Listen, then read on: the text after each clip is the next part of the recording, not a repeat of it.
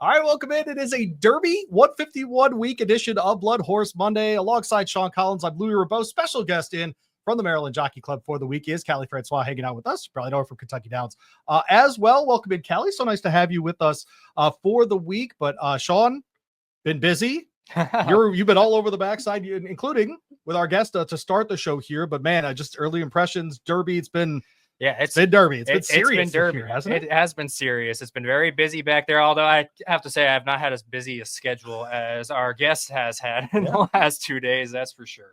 But yeah, it's been a lot of fun back there. You can really feel the excitement building on the backside. No doubt about it, including this morning, Monday on the backside.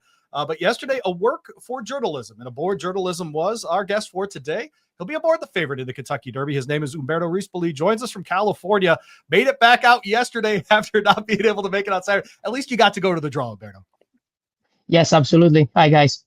Hi, good afternoon to you out there in California. Hey, just how have the last couple of days been? I know that it hasn't been ideal, but you get back to Cali, some good riding on Sunday, but certainly the morning work on the Sunday morning with journalism. How did he feel and how did everything go? Well, as everybody know, they've been a crazy couple the last 48 hours. Fortunately, the main target was to have a great work on the horse. We all satisfied with that. We're really happy the way then journalism handled the track. And from now to Saturday, just keep a finger crossed and let's see what happens. I feel like we all know that jockeys are, pound for pound, the strongest athletes on the planet. I always say they're the greatest athletes on the planet, but just the devotion that these guys have in for you to fly all the way out here just for a work, try to fly back in time for Santa Anita's races on Saturday. Ends up the flight gets canceled, so you don't make it back, but you stay, you work the horse, you fly back and win a stakes race at Santa Anita on Sunday. Just, it's obviously worth it when you have the Derby favorite, right? But just what is the lifestyle like of a jockey for you? Is that just come with the job? Look, I think, when you sign to be a jockey, I know when I signed 20 years ago, I knew it was a tough. Unfortunately, from other perspective, we are not really, people didn't see us as a really tough athlete, which, as you say, Sean, I think we are for everything we go through. Keeping the weight, try to don't eat too much, losing a lot of carrying the weight during the weekend. And look, the last 48 hours, they've been crazy for me. I think I'm not the only one person in this position during all the year around. Once we talk between each other, sometimes when there is a jockeys and they go from one track to another, it's always difficult. And unfortunately, we don't have the benefit of a private jets, which would be more easy for everyone, for owners and trainers and jockeys. But look, I have to say thank you to my agent Matt, that really helped me to find a flight to go back to Louisville. We tried so hard to go back to California to try to own my calls on Saturday, but it was, believe me, I wasn't that calm. Saturday at Atlanta. I was really furious with Delta. I was furious with everybody. So. But look, it was a good to be at the draw. Was a positive day. At the end of the day, once you made it home, it's positive. And I was just keep my finger crossed. Then the flight didn't delay to Houston. Everything went well, and I was just right on time to ride the stakes here yesterday. So it was a good. Well, I have to say, you looked like you were in a good mood at the post draw. So I guess all the frustrations of Atlanta kind of got out of the way at that point. Yes, that's true. Yeah. It was now discussing your relationship with trainer Michael McCarthy, of course, the trainer of your Kentucky Derby mount. You talk a little bit about the relationship that you've had with Michael, since just to give everybody out there just some quick numbers, since March 1st, past 100 mounts, you've ridden the most for Michael, 15 of those, and 5 of those have been winners, 2 seconds, 2/3. Just talk, and we saw you at the barn that morning when you did do that work with him. Just discuss your relationship with Michael McCarthy a little bit. Well, Michael he has a character. I really enjoy to work with him because he comes from a long way. Since I came here in California in 2020. He was a trainer, then right away put me on his horses. He was one of the trainer, then he know about me a little bit. He was, he documented himself about my career. And funny things that the first, I think the first 2 or 3 rides I have for him are the 3 winners, probably same horse name was a Hoodie. So it comes from there. And all of a sudden at some point, I told him one day on the morning, I say, once you're going to give me a stakes horse, I think we are 75 or 100%, some stuff like that. So I'm ready to go. He said, I know when is the right time to give you a good one. So it comes from long relationship like that. We getting closer. Seems the last 2 years more. I'm riding a lot for him, and he just like I like to share my opinions when I work horses with him. I'm straightforward. He knows that then if I don't feel anything good, I'm there to tell him, because we win as a team, we lose as a team. So we need to communicate, and I think that's the best. Coming from Europe, in Europe we really love to share opinions with the trainers, and we are on the same boat. So some other trainers didn't see that, as I figure in the United States in the last 5 years, they think then you want to teach them how to do their job. That's not the case. It's just like the relationship. Then you wake up every day 5:45 or 4:30. You go work horses. It's because you want to get the best out of them. So, but the relationship, it's even close. Our family are close as well with Michael. And look, I'm so happy then this opportunity come along for us. We have an opportunity last year, obviously, endlessly. It give us the first testing of the Kentucky Derby together. Journalism is a different animal, a different horse. A dirt surface horse as a difference as was endlessly. So let's hope then the dream will come true. Jockey Umberto Rispoli here with us on BloodHorse Monday. He'll be aboard Favorite Journalism in Kentucky Derby 151 this coming Saturday. And Umberto, you have experience riding in the Derby. How important do you think it is to have had that kind of experience heading into a race like this, especially with one that, frankly, you're expected to perform pretty well in? Yeah, I mean, I think it's very important. It's very important to have already a couple of Kentucky Derby on my back. Obviously, the first one, I was really emotion. I have emotion everywhere. It was for everything happened around me. To be on the favorite like a couple of weeks before on Rocky Award, and then to end up on the Brooklyn Strong, which I would say still thank you to Mark Schwartz for that opportunity. It gave me a taste of the day, about the week, what you smell when you go in the morning. You can see, you can learn a lot, how to handle the pressure, how to deal with you guys, media, how to understand more about the track, the how important is this races for every single owner. And the funny thing is then at the time, then they call us to walk to the paddock.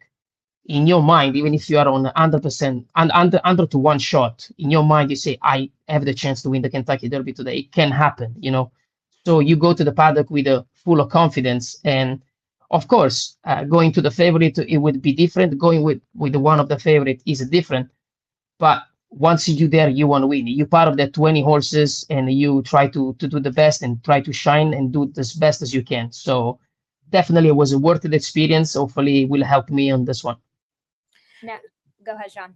Well, you mentioned, Rock Your World. You won the Santa Anita Derby with him back in 2021, and the Connections decided to go with a jockey who was more experienced in the Derby over you. You did end up picking him out that year on Brooklyn Strong, but what were the emotions like when that happens? And does it feel like almost a sense of redemption that now, just a few years later, you're back with not just one of the favorites, but with the favorite of the race? Look, at that point, I think then I handled in a very professional way, because I was proud of myself. I'm a very impulsive person, and I could kill somebody that day, really. I get it. Yeah, I get it. No, I get it. But obviously, you're dreaming like you came here in the United States 2 years after you won one of the most beautiful derby in the country, and you're ready to go for the master. So when that call happened, obviously I was sad, I was frustrated, I was upset, because it's not then they take you off because you got beat with the horse, because you win with the horse. So from the other angle, I can say then, as much people doesn't know much, I mean, if the people doesn't know a lot about you, like I was coming anyway to United States with a bag of experience on my back. So I won grade 1 everywhere. Thanks God, wherever I've been, I was capable to ride with the best riders in the world, ride for greatest trainer and owners. So that's why I didn't understand that. From the other side, I could understand then the how to say that, the fact that Joel Rosario and John Sadler, they've been together for such a long time, and they were a really strong relationship. And on the other side, if you pause for 1 second, you say, well, you would love a trainer things like that about you and put you on the derby and take off the other rider. So that's why I think I really handle in a good way. I have a lot of people, they was try to make me do an article to try to do some bad words in that. I just leave it like that. And I think it was the best way to handle. So probably, you know, that was a gift from the sky, having a journalism to have there's a big opportunity, and you know, you don't have to go there and think it's the only one shot you can have in your life.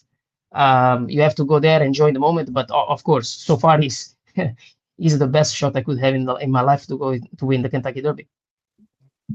Yeah, absolutely. And you know, discussing, you've been all around the world and done a lot of different things. Is there any other racing experience, you know, race that you've ridden that has kind of a similar type of experience to the Kentucky Derby, or is the Kentucky Derby just really a one of a kind around the world? I would say it's very unique. It's unique in the United States because it's the race. You can win the Breeders' Cup Classic, you can win a lot of Breeders' Cup, but the taste, the smell, how important is the race is different of any other race in the States. Obviously, I've been lucky in France to ride the Arc de Triomphe, which it's one of the most important races we have in Europe. I rode the Gold Cup Ascot, which was the race of the Queen. I've been at the Champions Stakes Ascot. Unfortunately, I never been for the Melbourne Cup, but I went for one of the prep, and it was amazing feeling too. My father-in-law, Gerald Mosse, he won the Melbourne Cup. He was the first French, and he said Michael Jackson next to me was nobody. So makes you thinking like how important is the Melbourne Cup for Australian people? Is it the race? You know, it's like in America, and same for Hong Kong. You know, when you won the Hong Kong Derby, everybody they want to win the Hong Kong Derby, or you win some of the biggest, like the Queen Elizabeth happened to me, or one of the international races. So every race in every different states, it's the race. And in America, definitely is the Kentucky Derby, no doubt about it. Now, you're from Italy. I know a lot of the jockeys that are from the United States, they're from Central or South America that are up here. A lot of them, you know, grow up wanting to be a jockey because they dream of winning the Kentucky Derby. In Europe, is that a realistic goal for you guys that are riding out there? Is winning the Kentucky Derby something that is on your radar, or does it just seem so far-fetched since it's, you know, mostly turf racing over there? Well, to be honest with you, my dream is the Arc de Triomphe. Okay. That was my dream, my goal, and the Breeders' Cup Turf. Now you're going to ask me why the Breeders' Cup Turf? Because I think it's the most quality race on the card of the Breeders' Cup. I mean, back in the days, I do remember when Johar and High Chaparral did it in the Breeders' Cup. We had an Italian horse over there, Fall Bravo, then run third. Storming Gorm was in that race. I think Shamardal was in that race too. So it was, imagine how much of quality those horses are stallions now. They produce so many good horses all around the world. And, you know, as obviously we grew up on a turf in Europe, it's the same when you look at Dubai, the Shima Classics are one of the toughest, and the Dubai turf, the toughest races on the card, open. You know, when I say toughest, it means then every single horse can really win that race. Most of the time on the dirt, it can end up at the top of the stretch in a match race. You wouldn't see 4 or 5 horses battling, you know, sometimes getting close in 2 lengths for a grade 1 like happened in those races. So, but definitely the Arc was already a privilege to ride that race, and you know, it's still in my bucket list. Why not one day? All right. Well, Umberto Rispoli will be for the favorite this weekend in the Kentucky Derby, but I know Kali has a question for you. Oh, you know, just to actually tie into Sean's question, you know, you talked about what you would dream of as a kid, but you are not so known football, American soccer fan. What do you, and I know you're obsessed with it, you love football. What do you have any particular inspirations from either a player or any connections in the game, or just even principles that you've taken from just constantly watching soccer and just applying it as a jockey? For us, it's a religion. That's what we call football. You guys, you call it, I mean, it's American football for you, but football for us, it's a religion. Almost when you come from Napoli, we have we probably have one of the greatest, if not the greatest player in the world was Maradona. I do not have the chance to see Maradona playing, but as I said, it's religion. Once you grow up, even my kid, then he's only 7, he knows who's Maradona. So obviously I have a few football players then for me that were an inspiration and then career, but it would be easy to mention some big names. And as Sean knows, then we were talking the other day, as a tough neighborhood I come, there is a lot of players, then they have a tough journey, to get the goal. And, you try to not only inspire, but even learn something, how they get there, how they get the goal, how hard work there is behind all of this. So when I started riding, I was just a simple guy from a simple kid from Napoli, and I was coming from absolutely nowhere, because where I come from, there is no horse racing. I mean, I was lucky that my dad was a jockey and inject me that in my veins. So, and everything starts from there.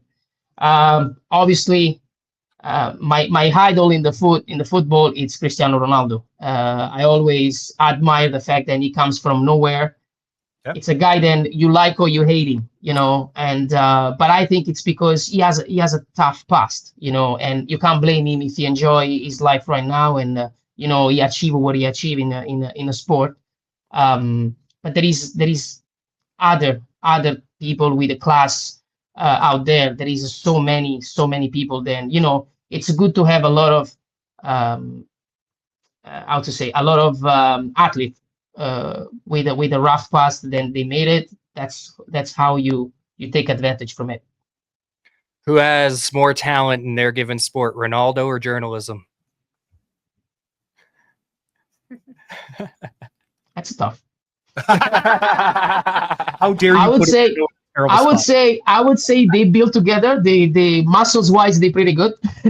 I would give 10-10 to both of them. Right, okay.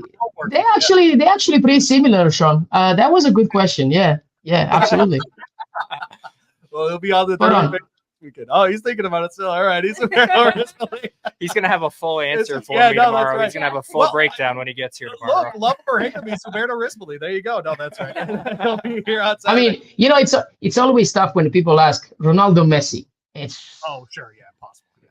I mean, if you start hearing the journalism question a lot more frequently. Yeah, I mean, you can't choose between them. I think both of them, they special in each different ways, and some people likes Ronaldo, some people takes Messi. So I take journalism. Umberto, I'll get you out of here on this. Thank you so much for your time, and safe trips, by the way, on the track and in the planes coming back here. Look, every time I get to interview a jockey or a trainer, I always ask them if they dream about the Kentucky Derby winner's circle or whatever it might be. Have you allowed yourself, even before this, start with journalism, or maybe just because of him, do you allow yourself to dream about that moment? Oh, yes. When as I said, once you came here, you just hear that word all the year around. That word starts from the Breeders' Cup time. And, sometimes you go see babies in the paddock and they say, oh, this horse in 2-3 years, it can be at the Kentucky Derby. So that word is constantly in your life, in your journey. So you hear about that, you dream about that. Happened to me in the last, I would say last couple of years when I'm running around the Churchill Downs track before races to drop some pounds. You always walk and you look at the winning circle, but I said, it's no way I'm going to stand up in the winning circle if I don't win that race. No, I'm not going to do that. No chance. I get it. Yep, he's Umberto Rispoli aboard journalism on Saturday. Safe travels, Umberto. We'll see you back here in Louisville. And thank you so much for joining us here on BloodHorse Monday. Thanks for having me, guys. Thank you. Thank you. Umberto Rispoli here on the program. Appreciate him very much. If you are wondering who is in the middle here, this is Kali Francois hanging out with Sean and me here, Louie Rabaut, in the studios of ESPN Louisville. By the way, we should mention that, Louie, good job. Yeah. Radio guy in your home studio here. I actually usually work across the hall. Oh, These are the nice so people. it's throwing you off being in I don't think that's what it is. I think I'm just not great at this. So yeah, no, but hey, something I always close with that question because I'm always fascinated by, because he even mentioned it during the interview, the alarm clock starting with 4, starting with 5, the whole year, hearing the words Kentucky Derby all year. Whenever I get to interview people, I love how honest they are. They're like, yes, yeah. I dream about this. Yes, I think about it. I won't walk into that winners. We can all relate to that with superstition or whatever it might be. I appreciate when we have someone like Umberto on and he's willing to just say, yeah, of course I've dreamt about, like, what are we doing here? Like, of course, this is why we're here. I also love his confidence. I want to give him a lot of credit because he could hide from this. I have not sensed that from him at all. I think he is very ready for the moment, whatever that's going to look like on Saturday. And so appreciate Umberto jumping on there because I do think there's value in his last 2 mounts. And I know Brooklyn Strong is not what he thought he was going to have for his first mount, but I think there's value in it. I think he did a good job on Endlessly last year, frankly. Even a top 10 finish is really good with that horse. Was running really well at the end. It rated him well he got that way. Shuffled all the way to the back. Correct. Yep. Yeah. So. And those rides are going to be in the back of his head. I agree. When he gets into the gates here on the favorite for now for the Kentucky Derby. So when you're coming in with that kind of mentality, it's a bullseye eye on the prize thing. And typically nobody's getting anybody in his way once the gates open. That's exactly right. Any takeaways for you? Yeah, well, now I got to start watching a little bit more soccer to keep up with Umberto, so that way I can get him with a different analogy next time. I mean, Kali and I were here, but he said the word Sean like 5 times. So like, you got to start watching soccer. He's ready for you. I know he's ready for it. I'm gonna have to come at him with a new question next time. No, that's exactly right. But, speaking of, I gotta say, I appreciate him being honest about frustrations with travel and being taken off mounts or whatever. Sure. You're totally right though. By the time we got to the draw, he had pulled a ton of that back in. I'm with you. Now, at the same, that might have been because of post 8, though. Surely talk doesn't to him go after the draw. If it was post 1, it might have been different. No, we saw him right before the draw, actually. Did we see him? We did. He did. We did because we offered to do like 3-4 minutes after draw. Let's just do Monday. Days are all blurring. Fair together. enough. Yeah. But yeah, no, I have appreciated his confidence in general. He's not overconfident or anything, but he's just been, hey, I belong here. This is where I'm supposed to be, and no, I like that about him. So it makes me think that journalism is going to get the trip that he needs on Saturday. Whether he wins or not, I have no idea. It's the Kentucky Derby. Yeah. But he's going to be there. I mean, if I had to bet on him being there, he's going to be there. Well, speaking of being where you need to be, Kali, this is your first Kentucky Derby week, your first experience. And what are your first impressions? Well, first of all, for my first Kentucky Derby experience and getting to share it with BloodHorse and having BloodHorse be a part of that experience, I mean, how can you beat that? So it's been, I'm just coming over from Maryland. It's kind of like coming home in the sense of there are a lot of people that I haven't seen in a while that I experienced this. Louie, I've told you time and time again, Sean, I might have touched on it with you, but I felt it when I was in Kentucky Downs. I was like, oh, it feels so nice. And I get the same feeling coming on to Churchill Downs. Louie? What was your first Derby? I already know Justify. There you go. Tell me about that experience. 2018. It's interesting. I didn't know bleep about horse racing. Like, I had no business having a credential to the Kentucky Derby. And it was after that Derby that we decided to start the horse racing happy hour because Mike and I embarrassed ourselves so badly. But what's hilarious is I gave out the winning trifecta. I did the Caitlin Free before Caitlin Free. But I was on radio and I look like this and all the things. But that first experience, though, it rained the whole day and it was still a freaking blast. Yes. That's how I knew, okay, I can do this forever and never get tired of it, was that it rained over 3 inches. The clouds didn't move, Kali. I'm telling you, we were building arcs by race 6. Like it was that bad. Like we were gathering 2 giraffes, 2 zebras. Like we were getting everybody together because it was raining that much. Did anybody have any floaties? did you get the guy walking around selling trash bags made so much money? Oh my God, I believe it. My first Derby wasn't much drier than yours. It was the very next year, 2019. Okay. So I just, I love the Derby. First one ever attending? First one ever attending. So Orb was my first one going. Okay. But my first credential one was Justified. Well, my I first was one. lucky. I got to go to the Preakness too that year. It was great. There you go. Spectacular. Yeah. But yeah, 2019 was my first one I ever got to go to. I grew up dreaming of the day I'd get to go to one Derby, and I was probably the only person that was happy about the disqualification. Not that I had any money on either of the horses, but just because I was glad that my first Derby was so historic. Yeah. Right. It was the first time a horse ever got disqualified from a racing infraction. So that was a pretty cool thing for me. And that was also the first year I did all 3 legs of the Triple Crown in 1 year. So yeah, it was that was a good year for me. I also, I'm War of Will Preakness there. How War about of that? Will Tyler Preakness. up the rail. That's right. I Yeah. know. But I just remember it was another good part about that disqualification was there was a moment where I could Good part see of that disqualification. yeah. You Well, jerk. I could see the country house where I was standing Okay. at like the 8th bowl.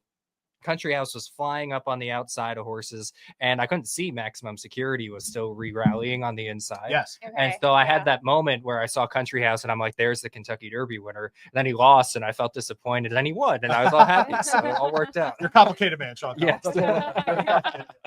Moment by moment. Again, Louie Rabaut, Sean Collins, and Kali Francois hanging out with you here on BloodHorse Monday. Thanks again to Umberto Rispoli for joining us in the first segment. It is interesting. I like your question about soccer, by the way, because I think an underrated thing that happened last year after the Derby was Brian Hernandez Jr. talking about watching film of other jocks in the Derby. So he talked about how much Kelvin Burrell influenced him in his Derby rides, and you saw Mystic And Dan look do at- there we exactly go. that, Yep. right? And Yep. so it was interesting to hear him say, it's actually the process that's most interesting about soccer players, right? How they have to, rise through ranks in a similar way that jockeys do. By the way, Naples, best city in Italy. I'll say it. And he's not even on here. How about that? What's up, Umberto? I'll ask him and get back to him. Do you know why it's the best? Because it was the port city for the Roman Empire, and they have something of Okay. everything from all the different eras. That's actually very It's cool. awesome. Yeah, So the that's very food's cool. interesting, everything. Yeah. So that's all of the good stuff that way. So, all right. Well, we have other things to get into today for sure. We have tons of sound from the barn because Sean works here. And Sean lives here. And, You need to set up a cot for me on the backside of the racetrack. do you know the shame of it actually is we used to have an apartment above this studio as part of our rental deal here. And they had to give it up a couple years ago because so many students wanted to live here, which is great, of course. It's nice that U of L became residential around the time that you were here, actually. Yeah. And but guys used to like go backside, come here, crash for an hour, and go back and do radio or whatever. That would be nice. Yeah. That would be a nice thing to do. But of course, I got rid of that right before I got here. So yeah. Of course. There you go. But yeah, I look just tons of good things going on as far as the backside and just, we happened to be there when Japan Street was ruled out of the Derby, that kind of stuff. We always have these moments. Yep. We always, I think it's not even an irrational thought. I think we just hope that the 20 horses they draw are just going to be the ones that make it to the gate, right? Yeah. We just hope that they're Yeah. just going to be the ones. And this invariably always happens to us this way. But I think generally speaking, Kali, one of the things that's caught you off guard is just sort of the serious nature of being on the backstretch at Churchill ahead of Derby, or at least the more like, it's a little tighter, I think, than you thought it was going to be. Here's the thing. I come from Preakness land, and Preakness is the party, and so is the week leading up into it. Louie, you and I were on air earlier, and you made a reference that I think was spot on. It's kind of like being at the Masters a little bit. It's a little bit of the vibe. It's supposed to be Keeneland, but it's actually Derby week. Yeah. Yes, exactly. So just everybody's very focused here. Focused in the sense where, I don't know, I feel like you can be focused and fun at the same time, but everybody's very serious about what's going on Derby week, and why not? It's completely understandable. No, that's right. A lot of eyeballs on this thing. I don't know, 2.5 NBA Finals games worth on a 2-minute race. Yeah. But we're presented today by First Bet and the Kentucky Derby, of course, on Saturday. The best way to bet the Run for the Roses is with First Bet. Sign up today and get with promo code ESPN250. So use our code from here at the station, ESPN250. You'll receive $250 in a new customer bonus. You'll unlock a $25 wagering credit for every $100 you bet in your first 60 days with a maximum bonus of up to $250. That way, no matter who you pick to win the Derby, your best bet is on First Bet. Head over today at firstbet.com to get started. Remember to use our promo code ESPN250 to claim your sign-up bonus. So head over to the website today, firstbet.com. Appreciate them hanging out with us. Hey, they're hanging out with us 6 days this week. Yeah. We're going to be at the seminar tomorrow night. We will be on all the BloodHorse socials tomorrow night as well. If you can't make it out to Blind Square Restaurant, the east end of Louisville here. But Sean, let's get into some of the sound from earlier in this week and the different folks around the barn. We were able to bump through a bunch of these last week. People seem to really like these, so we're going to do these again this week. Where would you like to start? Because at the draw, you get a real amalgam of people. It's trainers, it's jocks, it's owners, it's connections in general. We got a little bit of everybody. Yeah, so you got to talk with Jayson Werth. I got to talk with Tom Ryan, of course, on the Citizen Bull and Rodriguez side of things. And then, we've got sound from now friend of the show. He's friend of the show at this point. First friend of the show, Michael Banahan, to first two-time appearance. Yes. I think so. Right. Okay. Unless did we have any of the trainers last week that were on before? Maybe, but I'm going to go with Banahan because I like him. And well, then should we start with Banahan? Let's start with Banahan. We caught up with him after the draw here. Of course, Sovereignty on the Colt side here. The 18 is interesting, Sean, because it is outside. Let's not pretend. Yes. I know there's no auxiliary gate anymore and all those things, but 18 is still outside. His running style, we think he can overcome. No guarantees in the Derby, of course, but here are Michael Banahan's thoughts. We caught up with him post-draw. Well, we're here with Michael Banahan of Godolphin at the draw. Michael, you had 3 horses that drew post positions today, 2 in the Derby, 1 in the Oaks. Let's start with East Avenue in the Derby, post position number 12. Just what'd you think of it? I think it's a good spot for him, really. As long as we didn't get drawn down 1 or 2, 3, something like that, we were going to be happy. Didn't want to get drawn way on the outside either for a speedier type of horse. So I think 12 would be fine. I think we were happy with that draw. When we talked to you on the podcast a few weeks ago, it was after after East Avenue had kind of run that questionable race in the Risen Star. Now we've seen him come back, bounce back in the Bluegrass Stakes. Just what do you think of that performance, and how does that set him up for the Derby? We were really excited to see the performance that he put up in the Bluegrass. He had to answer some questions that day, and I think he did them in no uncertain terms. Just got beaten at the wire, but he did everything that we wanted him to do. And so we're looking forward to going on to the race next Saturday, and we think he's as good a chance as anyone in there. Now, Sovereignty, he drew wide. He's out there in post 18, but for a deep closer, does that really matter for a horse like him? I don't really think so. As long as we weren't getting drawn right on the inside, to give Junior plenty of opportunities. And as we know, even in the first turn and the drop in there, they can choke them up a little bit if you're on the inside. So I think it'll be a good spot for him out there as well. He's going to get a nice run around there, I think, and probably just stay a little bit on the outside, lose a bit of ground, but I'll be fine for him. And as long as he's clear sailing at the half-mile pole, and we'll be happy with that, I think. Well, he's coming off the second in the Florida Derby. Junior did not ride him in that race because he was out injured. But, he still ran a fantastic race in there. And a lot of people are still considering him to be one of the top favorites in this race. Just what does that say about him, the fact that he can run second that race but still be considered a favorite for the Derby? Yeah, like we saw down there, the Florida Derby, the winner had a good draw on the inside, was on the speed the whole time, and as Gulfstream does anyway. Yeah. And he was on the outside, was wide around that whole first turn. Manny couldn't get him, dropped into the inside until they got on the back stretch. So I think that little bit of that ground that he lost there was probably significant enough. Manny rode him well, but didn't know him as well as Junior, and I don't know if he had as much confidence in knowing him because he hadn't ridden him before. And but it was great to see him get to the 8th pole and cut down the distance on the leader by half by the time they got to the wire. Closing out, galloped out strong. It was a good race coming back off a 4-week layoff after running, probably a better race than we thought he would be able to run in the Fountain of Youth. So we were very pleased, and we're pleased that we had 5 weeks from the Florida Derby coming in here, regroup a little bit.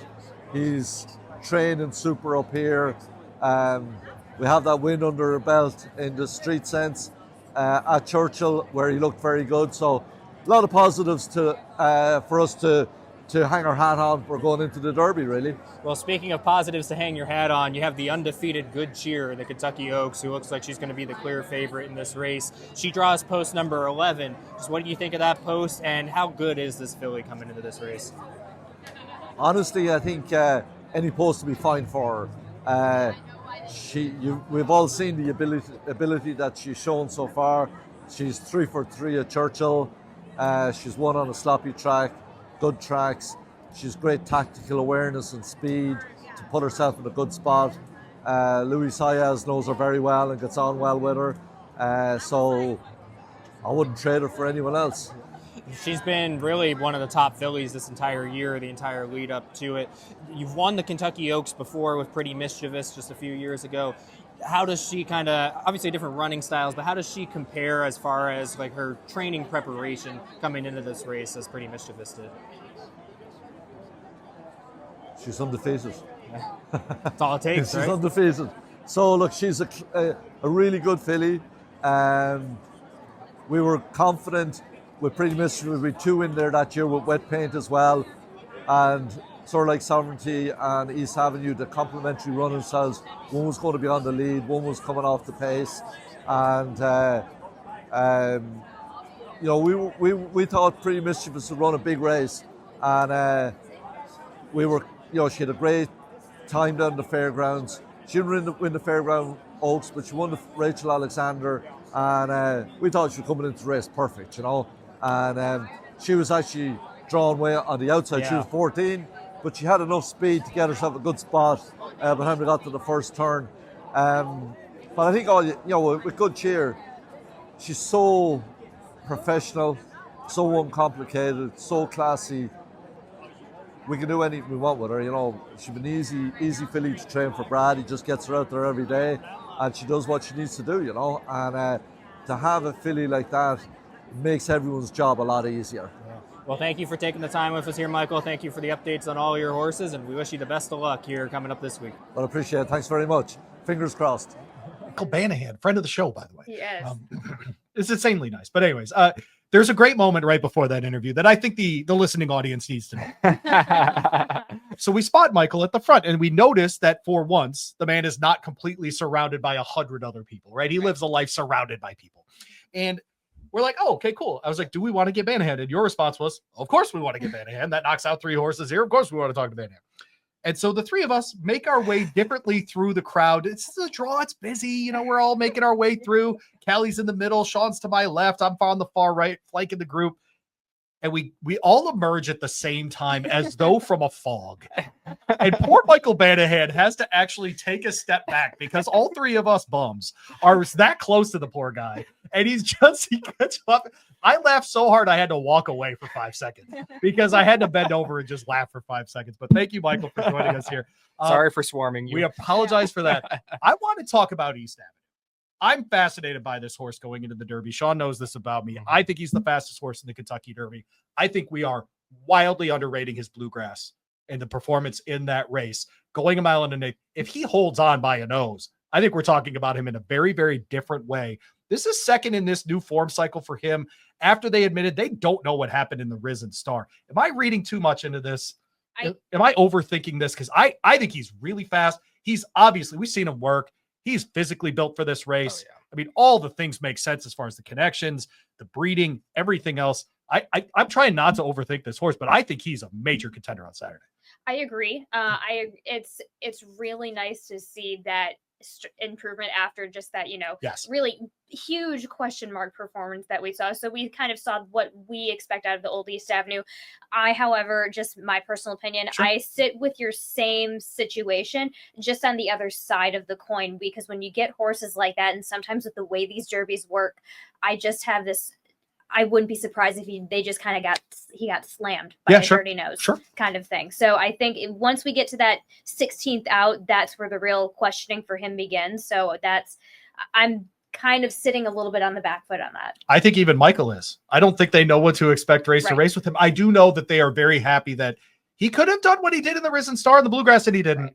Right? I mean, he could have folded again. What are your thoughts on Jeff? Just on East? That's exactly what Brendan Walsh told me, is the fact that he had every single reason to do what he did in the Risen Star in the Bluegrass, and he didn't. He stayed in there, he battled, and he almost won the race. That's right. He's been training fantastic. He's been one of the horses that, you know, being back there, that everybody, like every day when he goes by, oh, that's East Avenue. Oh, that's East Avenue. Right. Oh, he looks great. That's right. And so he's one of those horses that you keep hearing that about every day. He's going to be one of those buzz horses for sure. I'm of the opinion that this year it's going to be hard for anyone to win if they're up on the lead. I think anybody who's really within those first 3 spots, assuming everybody breaks, if everybody that we expect to go up goes, I think anybody that's in those first 3 spots, maybe even those first 5 spots. 20 horse field assumptions. Yes, exactly. I know. So now somebody's going to go up there and run a 48 half mile. But so, I looked at Sovereignty's on the lead. What are we doing here?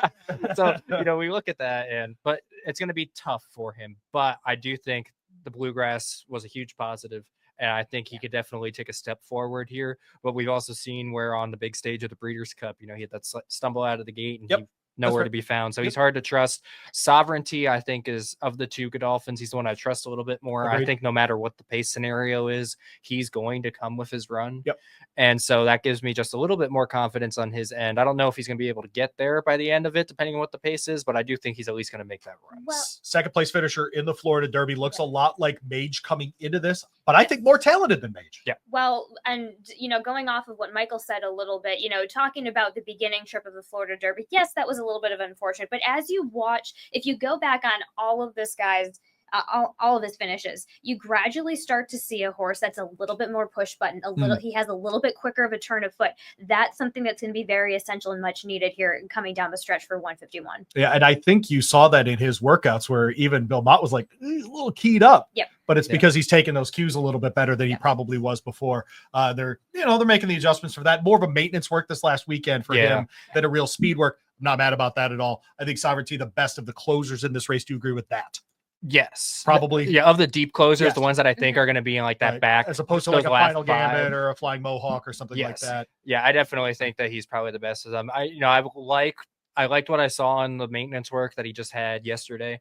I was a little concerned about him actually in the week in between because he was looking great leading up to the first work, and then that week in between the first and the second work, there were a couple mornings where he came out and got a little sweaty, and that I hadn't seen that in the first week, so that gave me a little concern. I mean, I talked to Bill Mott about it yesterday. He said that that's just normal for him.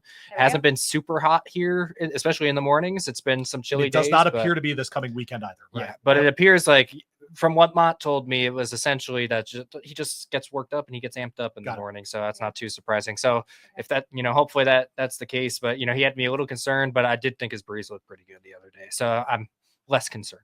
This is going to sound like a sports talk radio question, but I mean it. Are we underrating Good Cheer?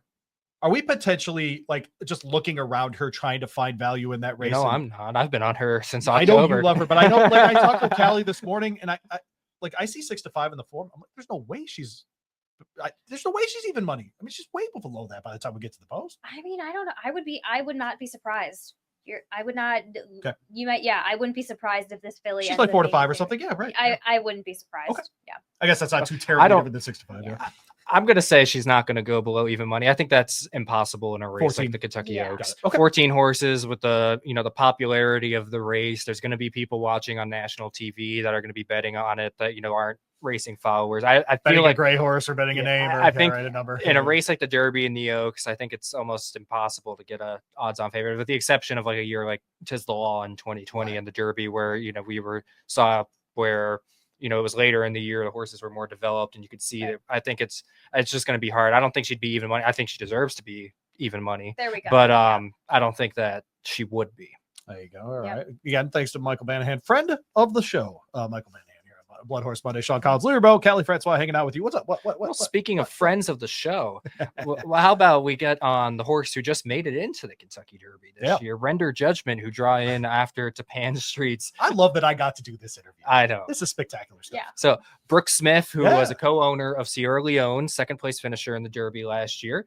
He's a fan of the show. He's probably watching us right now. Hey, Brook. And we're going to embarrass you right now by putting your interview up here. So let's hear. I disagree. I've been around Brook. This is not his most embarrassing moment. I disagree. But here's Brook Smith. He did get in on Render Judgment kind of late stages. And then, of course, as happens in the Derby, one man's unfortune is another man's fortune. And so here's Brook Smith talking Render Judgment. We caught up with him as well at the Derby draw on Saturday.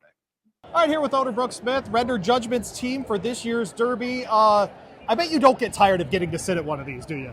Who would? I mean, it's a gorgeous night. It is. It's a Saturday before the Kentucky Derby. I mean, come on. It's the good stuff, Brook. Render Judgment draws in today. Where were you when you got the news?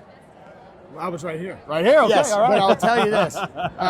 After the whole Sierra Leone Derby and then the Breeders' Cup Classic, which is still hadn't sunk in, it's the whole thing about this is a community. And I always loved Kenny McPeak.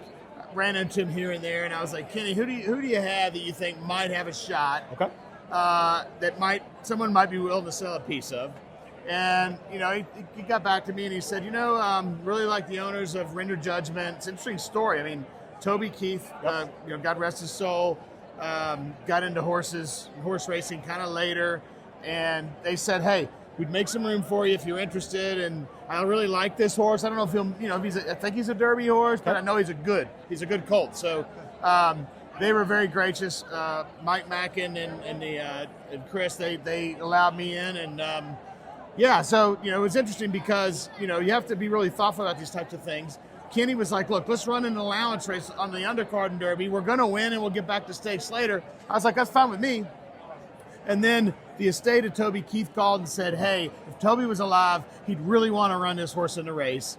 And then there was a bullet work this morning, and all of a sudden, here I am. It's been way worse. Brooke Smith was us here on BloodHorse Monday. Derby draw, of course. The draw has happened. How do we feel about post position? I think 15's fine. Okay. It's a lot better than when Sierra drew the 2. The inside posts are tricky, but even like Evan Almighty out in a 20, I mean, it's such a race. There's so many things that happen. I think the plan for Render Judgment, listen to Kenny talk, is, raid in, catch the rail, save every bit of ground because he's not the horse that a lot of these other colts are, and then make one big run. So hopefully you'll see something similar to Mystic Dan. I'm really excited. Julian LePeroux knows this track as well as anyone here. He worked the horse this morning, so and he was, he's excited. So, I mean, it's a Kentucky Derby. Do you think it happened? And any conditions, frankly, track was a little wet when he ran this morning, so obviously the numbers will hold up no matter the conditions. So, Brooke, always great to see you, man. Appreciate it very much. Absolutely. Love catching. Hopefully, again, next year, we're right here. For the record, I love the podcast you guys are doing. There you go. Fantastic. So, there you go. Absolutely. If you don't watch it, your head is in the sand like an ostrich. Don't be an ostrich. Watch BloodHorse Monday. Listen to Brooke Smith. Seriously, you guys know what you're talking about. I always watch it. Thank you. See you, buddy. All right, there you go. The good stuff with Brooke Smith. Let's call it what it is. That's the good stuff. I appreciate, Sean. You understand my brain for this stuff now. Oh, yeah. Because we went from sovereignty to that. We went from good cheer to that. That's the guy said out loud, I'm not sure we're going to win the Derby. You know what, though? It's an underrated. It is the number one. The joy of the Derby is right. Number 2, the difference in everybody's experience. The underrated part of the Derby, as far as long shots, is we've had 4 winners from dead last on the board win in the last 20 years. Yeah. Okay. Yeah. That's 20%, right? 25%, whatever. 20. If you do anything in horse racing at 20%, that's absurdly good. Yeah. It's absurdly good. You would be better off putting $100 on the last horse on the board of the Kentucky Derby every year and just waiting it out than actually trying to figure out the Kentucky Derby. I mean, that's where we're at. Render Judgment could win this thing. That's all I'm trying to get at. Take Donerail out of it from 1913, and the 4 biggest long shots in Derby history are right here in the 2000s. Yep. And so it's a good time to be a long shot. I think, Rich Strike has definitely rejuvenated everybody's ideas of getting into the race. Yes. And I mean, this is a horse that, he's shown glimpses of talent. I remember I actually talked to Brook like a few days after he bought into this horse last fall. I ran into him at the paddock at Churchill Downs, and he was really high on this horse. He had a kind of a rough winter of them trying to figure out like getting him out of the gate, getting him into his best running style. He ran a much improved race in the Virginia Derby, I thought. And then, the Bluegrass was a very tough field, which obviously this will be as well. Right. But I really did like his Virginia Derby. I thought a lot of people kind of slept on that performance. And if he can take a step forward, we've seen weirder things happen than Render Judgment at the Kentucky Derby. Well, he mentioned, of course, kind of just tucking in, staying in. And in that Virginia Derby, he kind of had not quite that trip that, is the plan for the Derby, but he had a little bit of that in and out. And so I do think he's a little bit of a trip horse, but in the sense, there's a lot of in and outs that he can do in the Kentucky Derby when we get to the top of the stretch. So if he can, he's kind of a mind horse. He likes something in front of him to just kind of keep him occupied in the sense of target. So this could, that's where this could kind of quench his thirst a little bit. He'll have plenty of targets, that's for sure. Exactly. It's amazing that horses ever get to the starting gate at all, isn't it? I mean, it's kind of amazing. You hear these stories like, oh yeah, one of the Kentucky Derby starters 3 months ago wasn't really using the gate right. I mean, like this kind of stuff, right? It's bonkers, man. It's really remarkable. So I always tell people, like, when they look for the comparison, it's like the Derby's essentially like your high school athlete. No question. It's like first couple of years of college. Yes, right. Yeah, that's right. running as a 4th grader is essentially college. And then if you ever get to be a 5-year-old, we saw Gunrunner at 5, for example. Yeah. That was a pro. Once in a while, it's one of my favorite things about workouts is we watch all the 3-year-olds come out and they've got the colorful saddle cloths and they're out there, they're running around. And then the older horses come out. And it's different. The other day bigger. when Torpedo Anna came out Oh. with the Derby and the Oaks horses, yeah, you could tell Just it. different. You Yes. could tell she was a pro compared to all these Yeah, youngsters. exactly right. It is BloodHorse Monday. Louie Rabaut, Kali Francois. How about that? In for the Maryland Jockey Club, hanging out with us for the week. Sean Collins, of course, here on BloodHorse Monday. Let's go ahead. We'll go to let's do a trainer now. How about that? A little hopscotch. Do you want to do an Asmussen? Do you want to hear from where are we going next, Sean? You are deep in the treasure trove of videos this week. I know the problem is I've got too many videos. So Yeah. where do we choose where to go? I think we should go Steve next, Okay. because we've talked a little bit about some of the closer here with Render Judgment. Right inside of him in the gate are going to be both of Steve Asmussen's horses, who actually funny enough drew side by side, did. which you'll hear his thoughts here in just a moment on drawing side by side. But we talked to him yesterday, so not after the draw. We talked to him yesterday after both horses logged their final workouts. Do you think he went to the jocks, was like, what do you break left? What do you break right? Make sure you don't break into each Just- other. Please don't take both of my horses out here. I know you're standing Asmussen backside with Sean. Here of Hall of Fame trainer Steve Asmussen. 6 days before the Kentucky Derby, you have Tiztastic and Publisher in the Derby this year. Both of them were on the work tab this morning. Let's just start with Tiztastic coming out of the Louisiana Derby. What do you think of his work today? I know he was solo versus the last couple times he's been in company with Publisher. Just gave them both a light half mile this morning. I'm extremely pleased and comfortable with how Tiztastic went today. Doing it, weather's perfect. Had a nice racetrack to go over this morning, and happy to get our final breeze in. Was there any, the last couple of days there's been some rain, a couple people had pushed back. Was there any debate in your mind when you were going, or was this always going to be the plan? It worked out really well for us. Like you said, the racetrack was pretty wet Friday, maybe possibly a little heavy yesterday, so it just sorted out extremely well for us as far as our training schedule, and I'm hoping that their trips, with both of them being deep closers, sorts out as well. Publisher, how did he look out there to you this morning? He did extremely well. He had both horses had a very sharp work 8 days ago, and for them to come back and be as relaxed and as loose and handle as well as they did today, extremely pleased.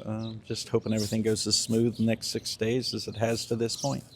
You mentioned how they're both deep closers. They're side by side in the starting gate. Does that give you any concern at all that they're going to be trying to get to the same spot, or is that a good thing that they're kind of in that same spot? Well, I think that, deep closers to this point, Tiztastic's been a little quicker away from the gates than the Publisher has. I think that the fact that they're next to each other, they both have very good temperaments. And the fact that they've been next to each other in the mornings so many times is actually a positive. It would be pretty cool to see them running side by side, making that run together, right, if they could make it through. Yeah, exactly. Like I said, I think Tiztastic's been a little quicker first jump than Publisher has, and so I don't expect them to be in the same spot, but and both of them, I think it's extremely obvious the faster that the race goes early, the better chance both of them have. Now, Publisher, obviously, he's coming in here as a maiden. He hasn't won yet, but I know you've been really high on him. He's not just your average maiden coming into the Derby, correct? Well, kind of defending that to a degree and stuff is when they showed up last year, who he is physically, pedigree-wise, how he looked on the racetrack, we were thinking Derby horse. I mean, we know what it takes to get in the Derby, and that's points, and that's what we were concentrating on and put him in a position, and he earned his way in it. If they change the criteria for how to get into the Derby, we will change what we do to get there. Last maiden when the Derby was in 1933. That sounds like a good record to break this year, right? How about that? The fact that it's been done, can't even be first at it, He would be the fourth one to do it. Right. Everybody's teasing me. It's going to take a maiden to break my maiden in the Derby. So maybe this is the one we've been waiting on. Awesome. Well, thank you, Steve, for the update on your horses, and best of luck this week. Thank you. I appreciate it. So I'm the only one that misses the mop. Am I the only one? Am I it? I'm it. Yeah. I'm it. Yeah. Because I have this, and like I when Steve would walk around in the old paddock at Churchill, I was so jealous all the time. He just looked like a walking mop. He did. He looked like a walking mop. Very jealous. He didn't donate the hair to you when he cut it off? Obviously not. It's a problem. Anyways, Tiztastic, Kali. What do you think? Here's the thing. I think. By the way, he's one that's easy to see because he's actually got a big mark on his nose. The rest of these all look the same. It bothers me. I'm not saying he's completely trip dependent. It took me. I was not convinced at all, and just until that last race, then I was half convinced. So I do. Okay. I just think, again, this is just an opinion, but I think he needs kind of a specific type of setup, in the sense of just kind of that perfect, comfortable trip that he, wants. You heard Steve talk about, hey, it's points to get in, it's this, and I get it. He's defending a maiden, whatever. Do you use in your handicapping, Sean? Do you hold it against a guy like Steve Asmussen? Then he's never won one of these. No. Okay. Because, he's the top trainer in the country. I mean, he was essentially going to win in 2022 until the last 50 yards. Yes. He's had, it would be a concern to me if he had never had horses run well in the Derby, as many as he started, but he has had horses run well, and he's had long shots run well, like looking at Lee. So you look at those. Great point about looking at Lee. Yeah. So you see those kind of performances, and he's almost gotten there a couple of times. He's gonna probably break through at some point. He's won every other race, so he's going to get it at some point.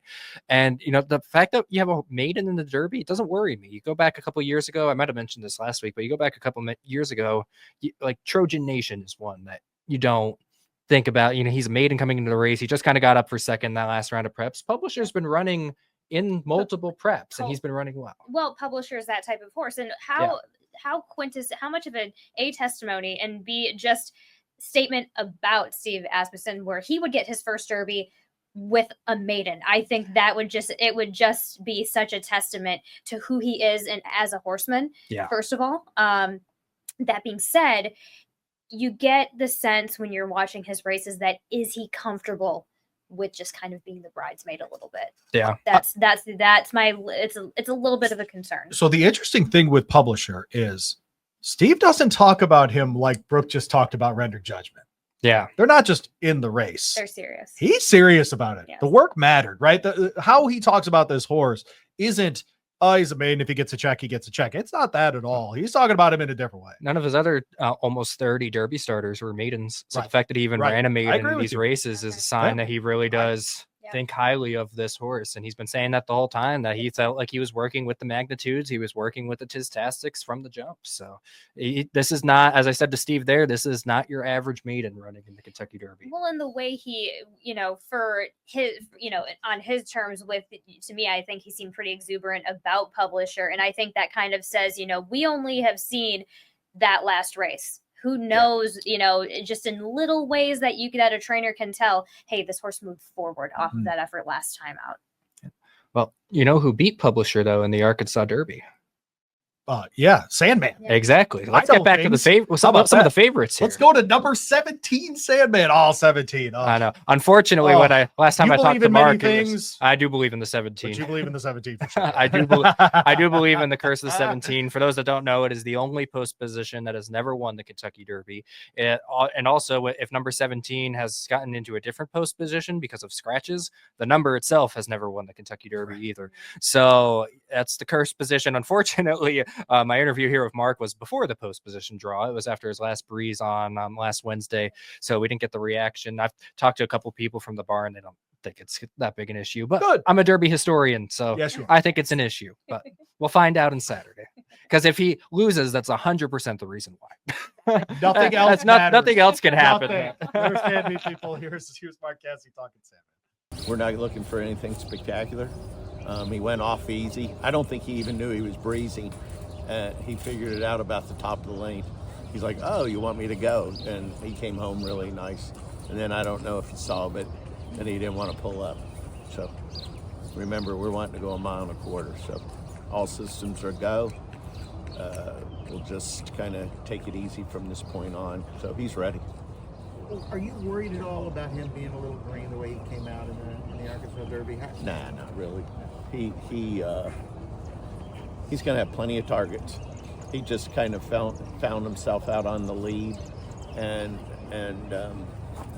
he hadn't really done that before, so that's something new. But he'll have plenty to run at, I'm sure. No, I'm not worried at all. He's got a lot of experience. When you look at the field, he's one of the most experienced, especially with big fields. So he's ready. that won't be an excuse.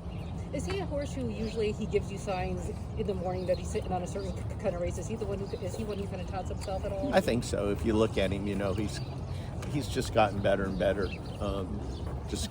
Continues to thrive. So now it's 10 days of waiting. I wish we could run tomorrow. Of course, I wouldn't have breezed him today. But coming off the win at the Arkansas Derby, I mean, your confidence in the horse, just talk about what that does for a team like you guys. As confident as you can be. I've been doing this for a long, long time, so I know there's so many things that can go wrong, and you need some luck, but I'm as confident as I've ever been in him, maybe more so. I feel like he's coming to the race great.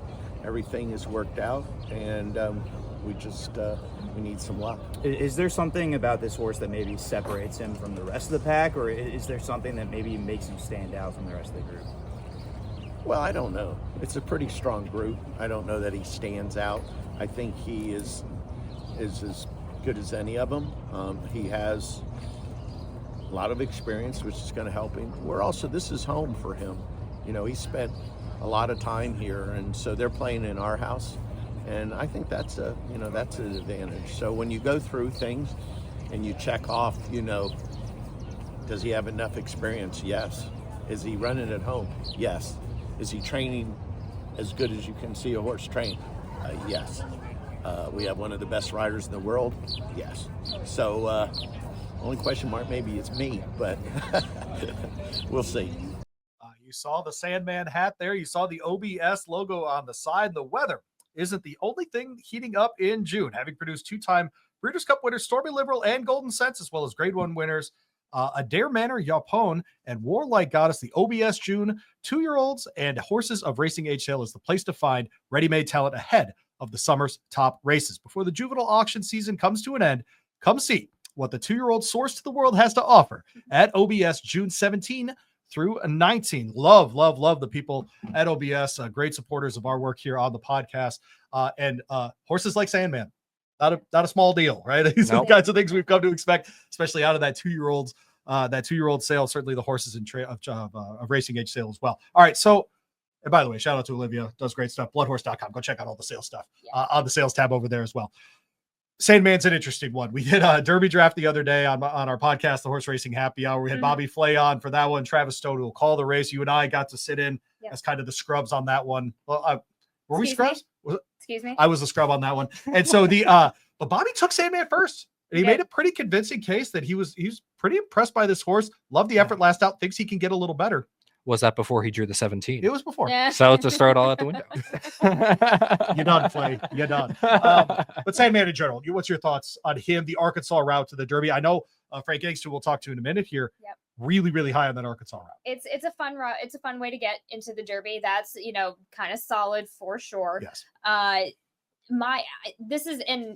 going to be a complete oddball on this horse, and I'm fine with it. But I think I wanted just a little bit more mentally. There was a little bit of wandering eyes when we got to the top of the stretch and but in the sense we have the great pace that he's going to be running into. Yeah. He's got kind of this little bit of a lumbering stride. I just wonder, this is where I'm going to go against you a little bit and say that the 17 may help this guy out because he's got kind of this lumbering stride. I would be okay with him kind of taking a wide trip because we've seen him do it before. So it's this guy's momentum, though, however, cannot be broken in any way whatsoever. Otherwise, he's out. I just worry, and I said this on the Derby Draft show, he may need just one more race mentally to just be really, really tight up there. But there's potential that Derby race in itself could just wake him up right away. It could be a little bit of a light switch. The light switch could go on, but I'm just sitting on the back and say, hey, it might not happen today. I would not be surprised to see this horse in the Belmont at all. Okay. Boy, you went straight to where I was going. I think that he'll run okay in the Derby and be really important in the Belmont. And that's what I said on the Derby draft. Okay. Yeah, I think you're totally right about that. Your thoughts on other than the 7? Move the 7 if he were in the 16, and I'm being serious. Oh, if he is in the 16, he'd have a great shot. There it is. There we go. There we go. I will be honest. Of the horses, is he 8-1, 6-1? He was third choice at 6-1. Okay, I believe, yeah. He's the one in the single digits that I feel the least confident about. Really? Because I thought the 3 that should be the single digit horses were the single digit horses: Journalism, Sovereignty, and Sandman. I thought those were the top. I think those are the top 3 betting choices. Are they my top 3 choices? Maybe not, but I do think they are the top 3 betting choices. They should be. Okay.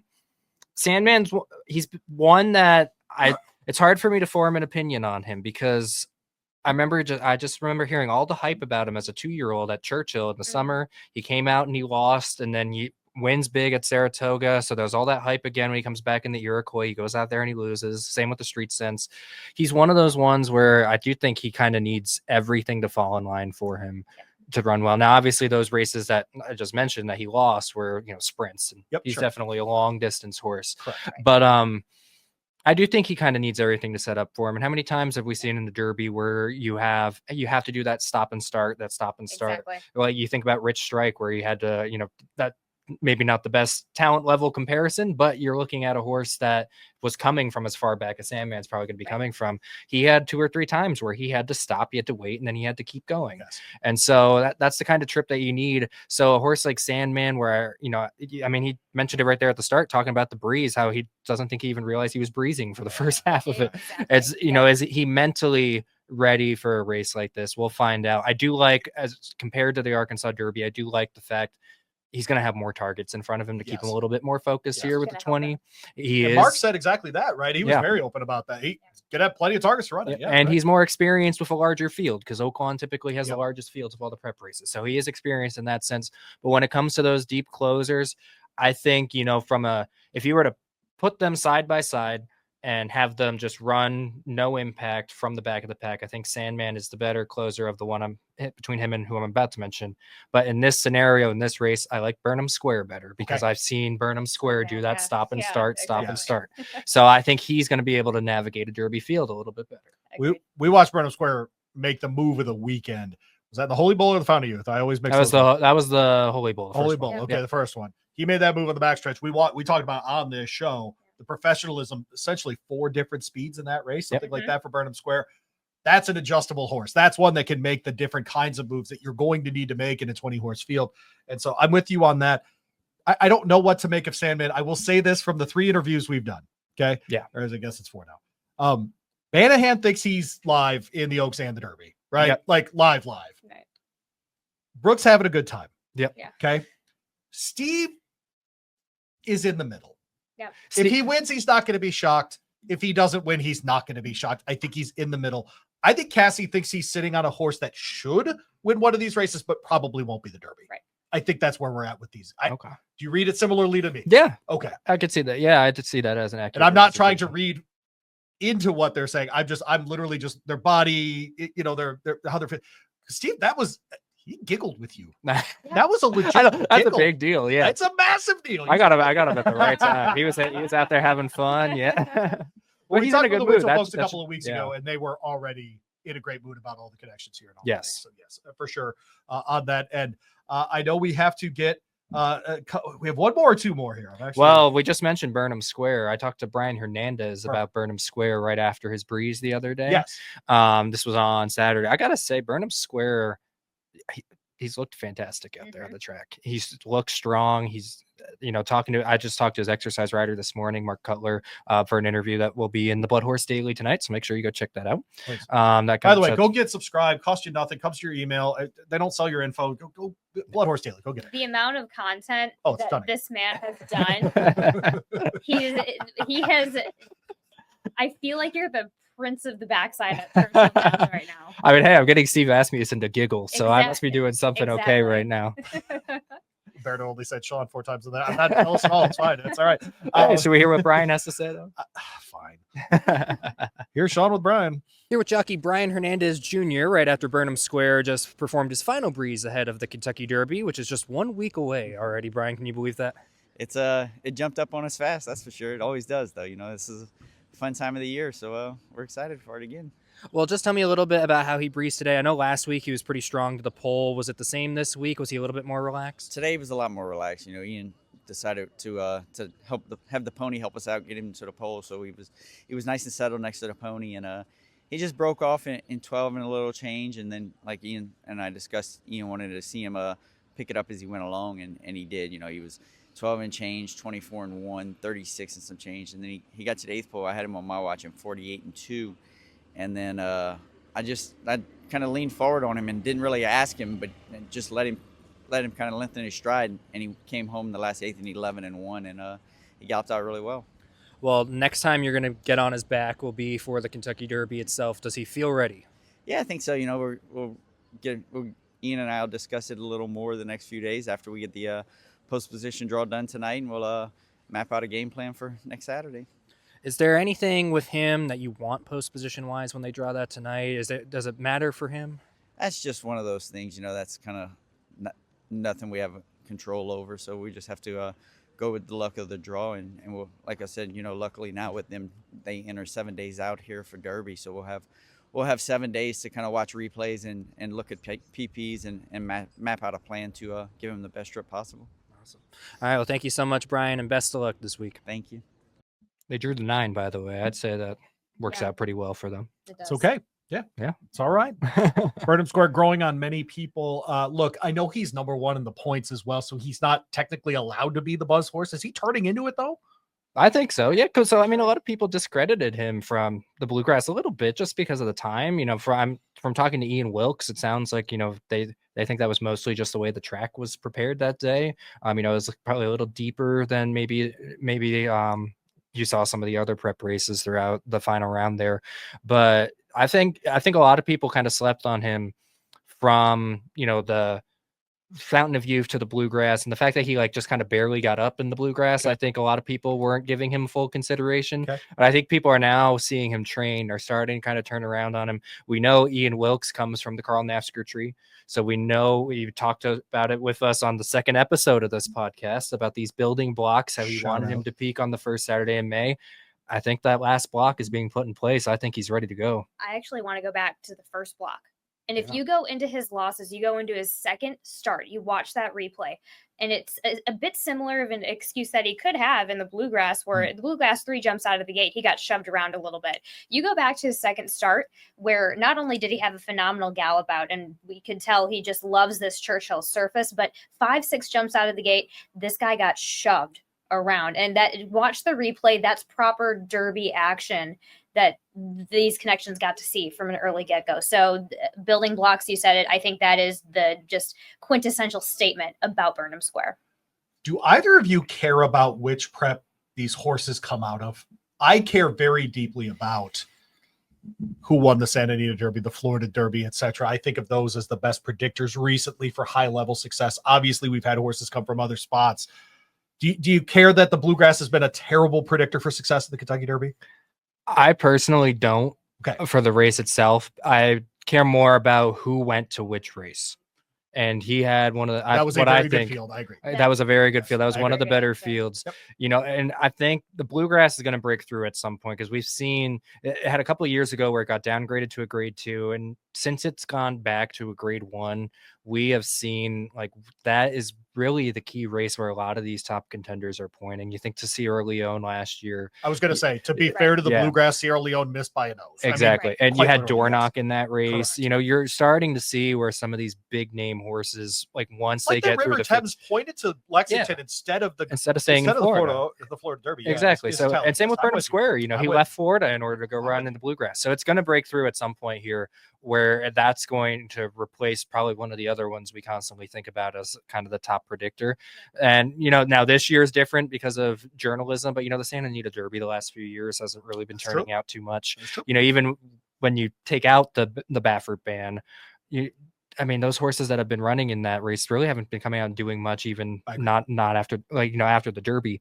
So I think we could definitely see a change. I think now we're starting to see where more connections are starting to really think the Bluegrass is kind of the key race to head to. It's right in the heart of Lexington, right in front of all the breeders. That's kind of where you want to send your stallion prospect to go run.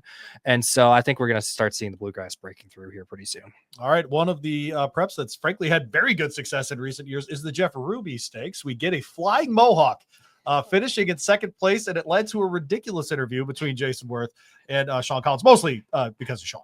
No, of course, yeah. We did get to ask Bobby Flay on the Derby draft if he liked. I asked him if he liked Jason's hats, like if he was jealous of his hat collection. And he thought that was funny enough that he actually fell away from the mic for a second. I was pretty proud of myself. What was the answer? Does he like it? Yeah. His real answer was I'm just glad he's in the sport and loving it as much as he is, because this guy's he's all in. He talks about it here. So let's get to it. Here's Jayson Werth. All right, we're here at the post position draw with the one and only Jayson Werth, World Series champion and owner of Flying Mohawk, who drew the 11 post position in the Derby this year. Jason, just what do you think of the post? Well, last year, this time when we drew the one with Dornick, it felt like our chances were basically 0% of him doing anything. So now with going in with Mohawk, like I felt like even if we drew the one, we'd be all right. He's such a different horse, and he's not trip dependent. Dornick was so trip dependent where his post was. So we're not in that situation. So I could have drawn anything, but 11 is actually cool for me. My grandpa, he played Dick Schofield. He played 19 years in the big leagues, and his number was 11 on some really good teams. Okay. So 11 is one of my lucky numbers, so I'm pretty stoked. Well, that sounds like a good number. Definitely much better than the one last year. That's for sure. Yeah, that's no question right there. Well, you're back at the Derby 2 years in a row. Just what does that mean to you to have this opportunity once again? Look, I mean, we bought Flying Mohawk with dreams and aspirations of running at Kentucky Downs and maybe an American Turf Classic on Derby Day. Wick called me a while back over the winter and was like, I'm putting a plan together. I think we're going to point to the Ruby and then play it from there. And I was like, oh, okay, I don't know enough to know what that means, and I'm like calling people, telling me, hey, what's to run the Ruby? And then somebody's like, that's a Derby prep race. I was like, no, it's on Poly, and they're like, no, that's a, so I look it up. I'm like, oh man, that's a prep. We got Derby point. I'm like, I call him back. I'm like, oh, we're not trying to run this horse in the Derby, are we? And he's like, look, we'll see what happens. It's a big race, big purse, and we'll take it from there. And then, if we qualify, we'll get him over there. We'll run him on the dirt. So like a week after the Ruby, he calls me. He's like, he's doing great. I think we're gonna take a shot. I'm like, we're gonna run this horse in the Kentucky Derby? And he's like, yeah. I was like, was this the plan the whole time? He's like, yeah. So, Witt's he's the man. We actually made a decision a while ago to all of our Icon Racing stabled horses, our syndicate. We just started. All of our horses are going to Witt. He's one of the top up and coming trainers. He's lived an unbelievable life. He's done everything in this sport, and now he's got another horse back-to-back years in the Derby. He's got 2 in the Oaks, so he's our guy. Well, you mentioned Icon Racing. This is a venture that you're starting up right now, a syndicate you're putting together. Just tell us a little bit about how that's coming along. That's good. We kind of threw it together. We joked that we had these ideas, but we're like, we probably need Dornick to win a big race to go through with this whole thing. So that worked out. Yeah. And after the Derby, we were like, all right, that was fun. I'll go back to doing whatever else I was doing, and we shocked the world in the Belmont. And next thing you know, we've got a racing syndicate. We raised a little over $3 million with 25 new owners coming into the sport. I think we got 10 horses in the stable. They're all 2-year-olds of training. This old Netflix thing came out. Yeah. And here we are with Flying Mohawk, a turf horse back in the Derby. I don't know. I mean, we're going for it, man. We're here. There's no reason why we can't win or run good. Everybody, when those gates open, all bets are off. This is Netflix star Jayson Werth, not just a professional baseball player, World Series champion, but Netflix star now as well. You've made a lot of comments just about how much you really enjoy being in horse racing, how much you've really kind of found this to fulfill that competitive nature after your retirement. Just delve into that a little bit for us. Yeah, I tell people horse racing found me. I wasn't really looking for anything. I didn't really realize that I was missing out on anything. And then all of a sudden we're, running horses at Tampa Bay Downs on a Tuesday afternoon at like 2 o'clock, and I'm in the paddock sweating and nervous. I'm not sure what's going on, and I'm all fired up with them coming down the lane and punching my buddies when we win, and I just realized, man, this is an unbelievable sport. Was lucky enough to walk into the right side of the bar at Keeneland that day and run into Danny Gargan, and he somehow convinced me to buy into, some horse out of Good Magic that, I first colt I ever bought into, and then, the next, what is it? Then 6 months later, we're here at Churchill for the Kentucky Derby, and Dornock's full brother Mage wins the Kentucky Derby, and we acted like we won the Kentucky Derby. We were going crazy, and we bet on Mage obviously, and had a big day, and then we're right back the next year with Dornock, and then here we are 3 years in a row with Flying Mohawk. So I don't know. I mean, seems like things are going our way a little bit. If we can get Flying Mohawk to run big, and we're back here next year with some icon horses. I mean, I don't know. Let's do it. Now, last question I got for you. You are going to be an ambassador for the SI Club, the Sports Illustrated Club, here on Derby Day. I talked to you before Flying Mohawk qualified for the Jeff Ruby. You said if he qualified for the Derby, you didn't know exactly what that day was going to look like as far as how you were going to handle the two. Have you figured it out yet? No, it's going to be an absolute mess. It's going to be a debacle. Well, I'll fulfill my my agreement. I said I'd do it. I said I'd do it when I was running a turf horse at Turfway. So we never thought that this was a possibility. So we were like, yeah, sure, we'll host. Like, me and my co-host of my podcast, Sean Kelly, were like, oh, well, that'll be fun. Maybe we'll get some content for the podcast and do all that. So I don't know. We'll figure it out. If you're at Club SI or around there, come say what's up. We're gonna make it a fun day either way. Yeah, it's going to be a very fun day down there for sure. Anything you're involved with, I know is going to be a whole lot of fun. But thank you, Jayson, for joining us here. Thanks for giving us our little updates here, and best of luck. All right, take it easy. There you go, Jayson Werth. I really honestly don't know at this point if we were invited to the parties of both after a win, Brooke Smith or Jayson Werth, which one I would rather go to. We need to get them all together on a horse. No freaking Brooke, I know question. you're watching. Go Brooke, talk to Jayson this week. Get in on the icon, folks. By the way, he said something in there that I think is actually legitimately underrated, was that we're just sending all of our horses to win. Is an interesting thing for someone who's going to have millions of dollars, high-level success last year with Dornock. By the way, underrated horse last year. Unbelievable what he did in the Belmont. He didn't Backs get it up enough at the Haskell with just driving runs in the stretches of both of those races where he could have easily, by the way, by the same horse, Mindframe twice, could have been overtaken and both refused to let down. Ran, I thought, a good enough race in the Traverse, understandable that they would retire him after that, but I have a great Haskell story. So the ownership group is coming out. Were you there at the winter circle after that race? Yeah, okay. But I was kind of off to the side. Yeah. So they're coming out, and I've got my credential on, of course. And a guy just from the ownership group just looks at me and he goes, "You write nice things about him right now. I'm so tired of reading things about him." I was like, who's bagging on Dornock? who is this in the media? Who's making fun of the Belmont winner? What are we doing? That was a great race. And so I'll have that moment forever. The guy just pointing at me as though I'm writing in the New York Post or something about Dornock, right? It's just put him down. What a bum, Belmont. That what? No. Like, what are we doing here? No, you want a triple crown. Write well about Flying Mohawk. There it is. You write well about it. There you go. I love how he there's such honesty and candor between him and Brooke in those interviews. Yes. I thought we had a turf horse at Turfway Park. Is an okay thing to say out loud. Idiomatic started there and she turned into one of the great dirt fillies that we've had in the last decade, right? I mean, so that's kind of thing. So it's okay if we don't quite know what these horses are doing when they're younger. But the Whit Beckman angle, I know I talk about it probably too much on this show and other shows. I think he's an absolute star coming up. And I always wonder in our sport, where are the next people going to come from, right? So much good has come from markets like, the Bush Tracks in Louisiana or something like that, where we get so many good, Hernandez Jr. and the Lannerys of the world and whatever else. And that Lonnie Briley right now. Oh, that's exactly right. And you work in Maryland, so many good trainers come out of there and jockeys, et cetera, et cetera. It's nice that there's a guy just in Louisville that's coming up too. Yeah. Right. It's okay that that's happening here as well. Right. And so I really do hope it works for Whit. I think it will.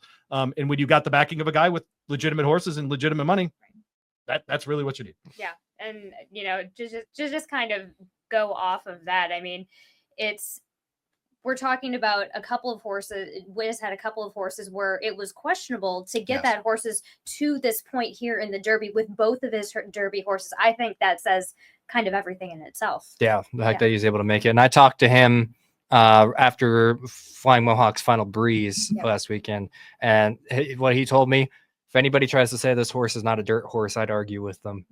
That's how good he's moving out there in the morning. So Wit is very, very pleased with the way that he's going right now. And it looks like, Jayson alluded to it. Looks like the plan of sliding in the back door of the Derby by way of the Jeff Ruby's working out. I love that Wit just did it and then told him afterwards. Yeah. Right. Just like, but Jayson would go along with it anyway. Exactly. Yeah. And that knowing your owner. Part of the best. Yeah. But knowing your owner, number one, is right. But also knowing your trainer and trusting your trainer. Yeah. That needs to be very mutual that way. And it appears to be for sure. We've been talking Derby. And of course, the Derby is on Saturday. The best way to bet the Run for the Roses is with First Bet. Sign up today. Promo code ESPN250. That's ESPN250 to receive a $250 new customer bonus. You'll unlock $25 in wagering credit for every $100 you bet in your first 60 days, up to a maximum bonus of $250. That way, no matter who you pick to win the Derby, your best bet is on First Bet. Head over today to firstbet.com to get started, and remember to use the promo code ESPN250 to claim your sign-up bonus today. Get in before Saturday with our friends there, hanging out with us at the seminar tomorrow night. If you happen to be in Louisville, 7 o'clock over at Blind Squirrel. Get there a little before 7. I'm buying dinner, and it's free to get in. If you can't get with us that way, we'll be on the BloodHorse socials live tomorrow night, 7 p.m. Eastern time. Kali and me, and probably an appearance by you. I mean, you're going to show up. I don't know. I have to get my sleep in before I get back at 5 o'clock the next morning. So nachos, Sean. We have nachos. I'll be there. Okay, yeah. Let's call it what it is. Amanda, who I imagine likes nachos. By the way, baller answer. We were talking about this earlier on the show. And I dragged the two of you to Frank's deli in town here. Yes. My favorite working class deli in the world, frankly. A little chilly this afternoon, even though it's 80 degrees out here in Louisville. Yeah. But they love that. They love that part? Okay, all right. I got to move on from that. But Frank, we asked him because we started doing the show right around the Super Bowl. And I said, Frank, what's your favorite go-to Super Bowl snack? And he said Skyline chili. He needed Skyline chili, and he was doing like the dips, doing the different things. So we bring Frank in, the aficionado that he is of the chili. How are you, Frank? Very good. Yeah, Skyline. It's good anytime. It is. You've been out here. If you go there as a kid in your pajamas, you have no hope. You will be. That's exactly right. It's Are we going to get Frank to Frank's then? We do when he's down here for the Derby. No, that's right. He's got to get out of that library that he works in there at BloodHorse and come on down with us here in Louisville. You've been backside, Frank. We've seen you on several days. You were there for the draw as well. I'll open end to start this. Just your initial impressions of Derby 151. Yeah, I mean, I think it's a terrific field with a lot of horses really putting their best.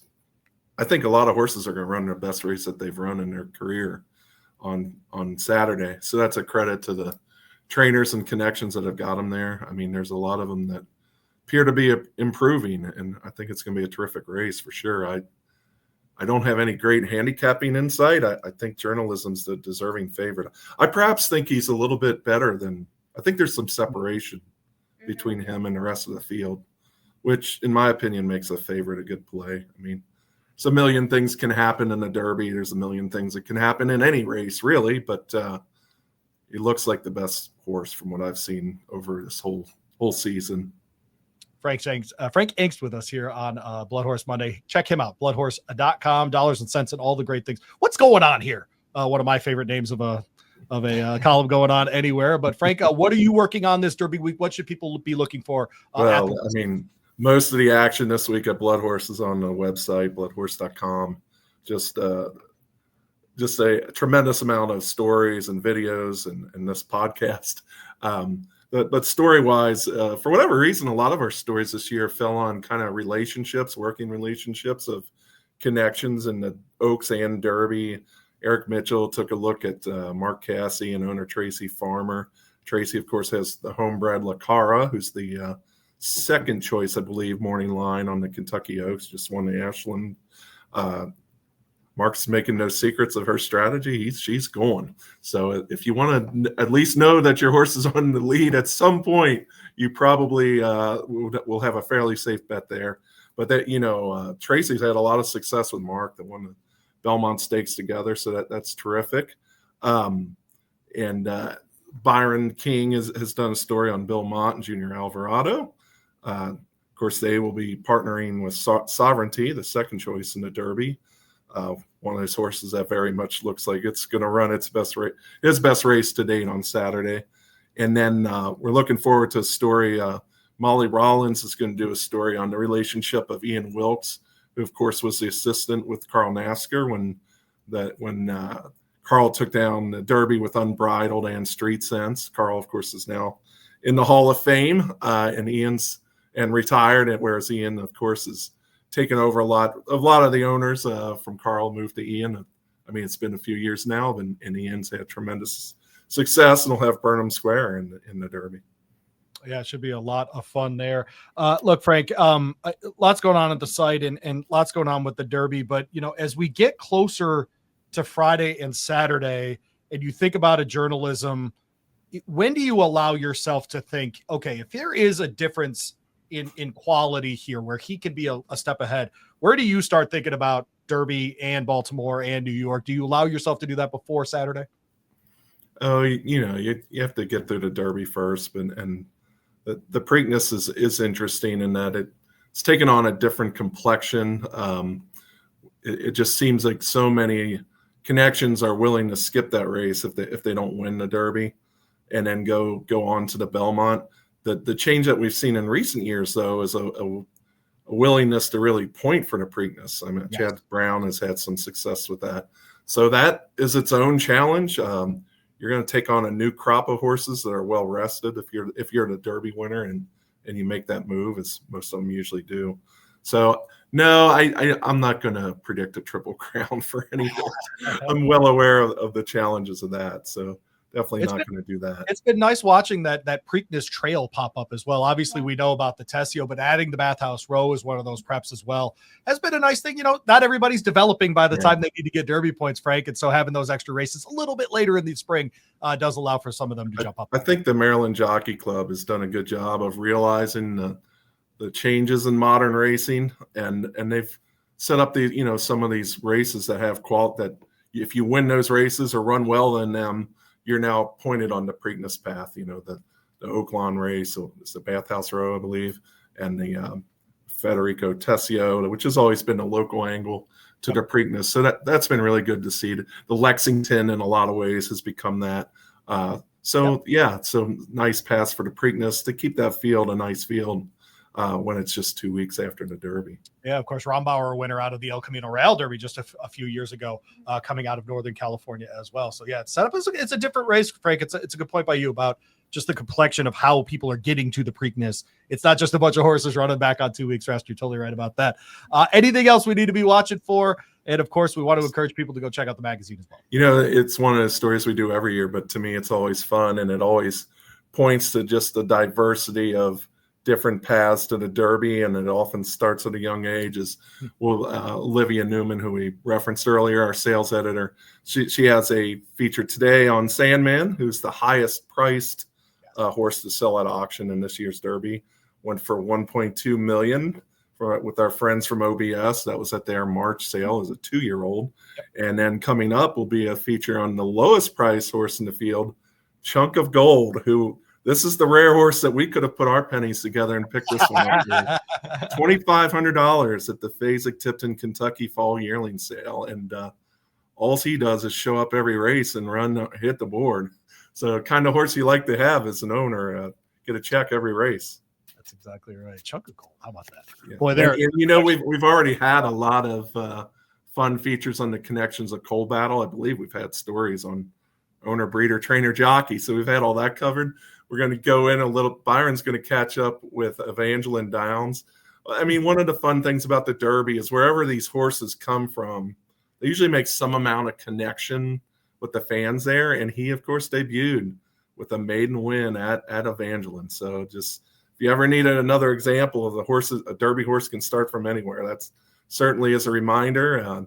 so that'll be great to hear from him. And I'll be actually doing a story on Cole Front, who's now standing in Louisiana, started his career in Kentucky, but that was a well-timed move to set him up there, with the success that Cole Battle has had. So perfect advertisement for that sire. There you go.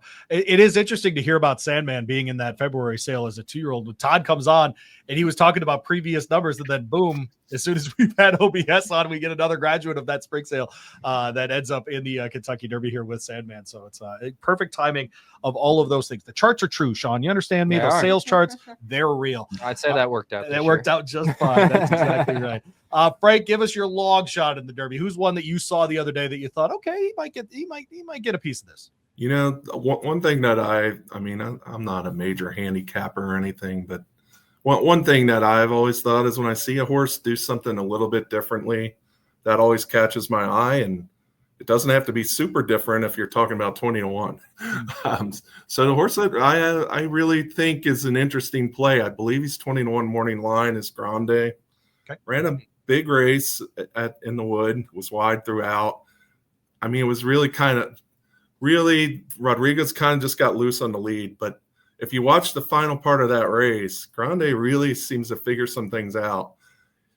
And I think he can improve off of that. And what I really like, what I haven't seen before, I've seen it on occasion, but this is pretty rare, is he worked at Keeneland on, what day was that? Friday, I believe. Friday. And then he was on the track next day at Churchill Downs on Saturday, looked great. So just really, to me, that's a horse going in the right direction at 20-1 with a trained by, who do I get as a trainer? Todd Pletcher. That's pretty good thing. And one thing people forget, these big time trainers, they don't just win races with 6-5. Yeah. They will win races with long shots. So that's one to keep an eye on for sure. I often think about Wayne Lucas. Most of his Derby winners, most of his Derby winners have been long shots. Right. He won with a filly on the front end. She was 10 or 11-1, but still a filly winning a Derby. He won with Charismatic. He won with Grindstone, who was 9-2 because he was in an entry. If he was winning on his own, right, you're looking at 15-20-1. So that's just an example. Big time trainers win big races with long shots. So you don't see that. You shouldn't look at that horse and go, it's just 20-1. It's all these horses really you have to give some consideration for. Well, there you go. He's Frank Angst. BloodHorse.com. Go check out all of the great content all week long. In addition to this podcast, catch all the videos, great articles, and of course, hey, everything from sales up to the race day, we've got you covered there at BloodHorse and BloodHorse.com. Frank, we appreciate you very much, buddy. Thanks, Happy Derby. Sounds good. There you go. All right, we'll see Frank in a couple days back here in Louisville. They're in the Grand Library. I love it that all these men that I get to interact with in horse racing have these beautiful libraries. I'm very jealous. That's all it is. It's jealousy. Great. Where's ours? Oh, that's my radio life, folks. It's just talking, and I don't know what else we're doing here. But yeah, no, with Frank, it's interesting. He brings up a 20-1 shot in this race. Did you notice on the morning, no one's more than 30-1? Were you surprised by that? No, because that's the way it's been the last couple of years now. Yeah. It seems like they're technically it used to be like 50-1. That's what we're doing. I wish they still did some 50-1s because I don't know what the reason is why we stopped doing that, but I liked always seeing the 50-1s. Now part of it might just stem from the fact that the last couple of years with Rich Strike winning at 80-1, you got all the people that are remembering that and they're just hammering the long shots. Might not be we're not seeing horses get that high right now. Yeah, maybe there's always the same thing happened after Mine That Bird won the Derby. There's always like those couple years correction where everybody's kind of hammering the long shots, and then after a few years you'll start seeing the 60-70, the 80-1 start creeping back up, and then that's usually when one of them hits. So I'll wait to go with the deep long shots until that happens. But he makes a great point about Grande. I remember you and I were I was on your show at the Breeders' Cup. We were talking about Sierra Leone in the Classic. And I said, everybody's been on Sierra Leone every single race except for this one. This could be the time where he finally wins since people are off of him. That's what happened. Last 2 years, everybody's been on the Rispoli and the Pletcher horses. Forte, who he ended up scratching, but he was the favorite before he scratched. Fierceness was the favorite last year. Everybody's been on them. Nobody's talking about the Pletcher Rispoli horse this year. Maybe this is the one where they finally break through and win it. And I agree with Frank that this horse will be moving forward off of that effort last time out. I agree. You could just see everything, in that run. Yes, the horse didn't win, but you've got to look at what's digging a little bit deeper. I completely agree with Frank on that one. Should be, man. I don't love it as much as Sean, but I love the Derby, man. I just, because you don't love anything as much as you love the Kentucky Derby. So I can't even, there's very, not turkey sandwiches and chili and the Derby. Yeah, right. That's exactly right. But it is so fun this week when we really have a sense of, we know the 21 horses that could run in this thing, right? Like we know that now. It's settled. It's, I love the road to the Derby for sure, but this there's a bit of magic these 6 days. Yeah. Trying to put the puzzle together of Frank making a good point about Grande having to really grind out a Wood Memorial. And we do this thing in horse racing where we're like, oh, whatever they did in the last race, they're just going to do it again. But horses taking steps forward at this time of year. The puzzle this week is just so phenomenal. I love it so much. And so I hope everyone else is having fun with it as well. This is BloodHorse Monday. She's Kali Francois. He's Sean Collins. And I'm Louie Rabaut. Thanks for hanging out with us today. We'll close with this. We talked Derby. We talked Oaks. This card is Breeders' Cup in the spring, right? We get a bunch of grade ones. We get a bunch of grade twos Friday and Saturday. Who's a horse that's running in a different race that you're looking forward to this weekend? And, we're even down to like, I'm going to have King Russell on top in a race this week. Hey, I think I had him close to the top in the Derby a few years ago. So I hope he does better for you than he did for me. That would be nice for me. No, but we get to see, obviously the obvious ones. Fierceness is here. Torpedo Anna is here. We get to see these kinds of horses. Is there someone in this field that you're looking forward to seeing? I'm going to cheat and I'm going to jump off the weekend and go to Wednesday. Okay. There we go.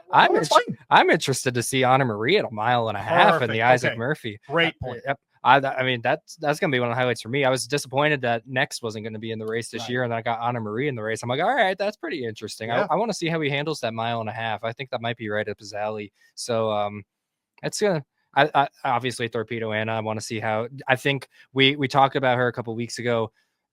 There's been a lot of talk about so far this year she hasn't looked as impressive. I'm one of those people. And, she is a horse that I just think she does what she needs to do to win.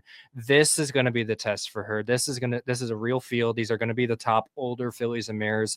We're going to find out whether she's going to be the queen of the mountain until we get to the 3-year-olds taking on the older horses, or if one of these older horses is going to have a shot at her. If she wins like she usually does this weekend, there's not an older filly or mare in the country that can beat her. It's interesting you said this. What are we more likely to see in your mind?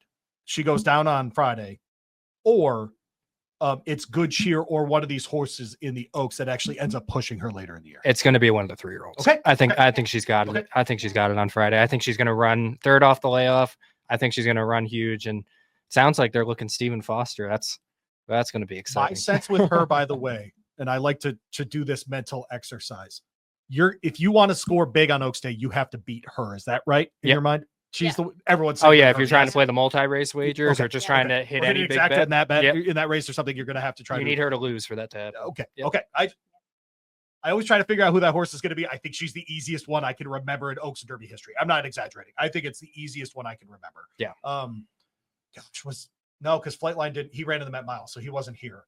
Yeah, I think that's the easiest one I can remember. Okay. I was way on bricks and mortar, but that's a 2-turn grass race. There's no guarantees in that, right? I mean, it's other people got bet in that race. All right, Kelly, who are you looking forward to see? Bookham Dano. Nice. That's a really good one. Yeah. Ooh, I like that pick. Yeah. Yeah. And then that whole, with Fierceness coming back and forgive me the name of the stake, but that whole field. Ali Sheba. Oh, thank you. Yes, Yep. of course. It just You're fine. There's a ton of them. That field as a whole, that's going to be fun to watch. Yes, it is. Yes. Yeah, I'm very excited about the Ali Sheba race.